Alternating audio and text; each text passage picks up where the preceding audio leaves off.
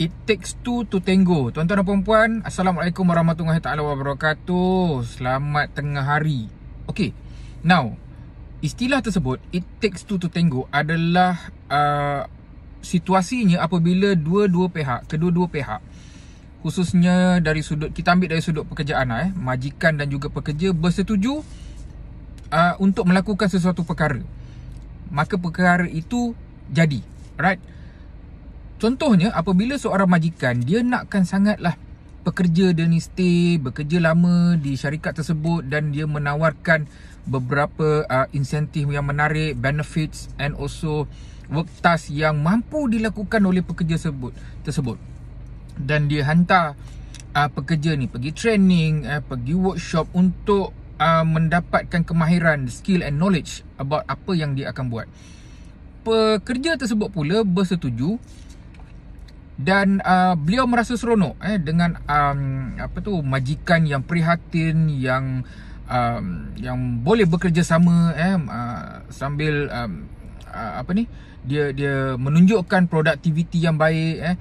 So ada correlation, ada a good relationship between the employer and also the employees. Ini yang kita nakkan dalam tempat kerja. Adanya unsur-unsur psychological safety. Apabila pekerja tidak merasa takut, gusar, terpinggir apabila ingin memberikan sesuatu pendapat, idea.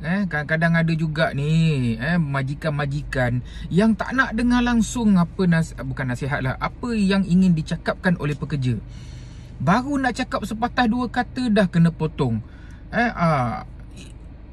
Kita nampak lah majikan-majikan begini, dia dah suam-suam dah. Syarikat tu pun dah tutup sebelah pintu. Tunggu nak tutup dua-dua pintu saja. So tuan-tuan dan puan-puan, saya tengah baca buku Embracing Hope daripada Viktor Frankl ni, tentang on the freedom and responsibility and the meaning of life. Bagaimana kita melihat tanggungjawab kita di dalam kita decide untuk diri kita sendiri. Okay, kita mencari apakah makna dalam kehidupan kita, khususnya yang bekerjaya ni.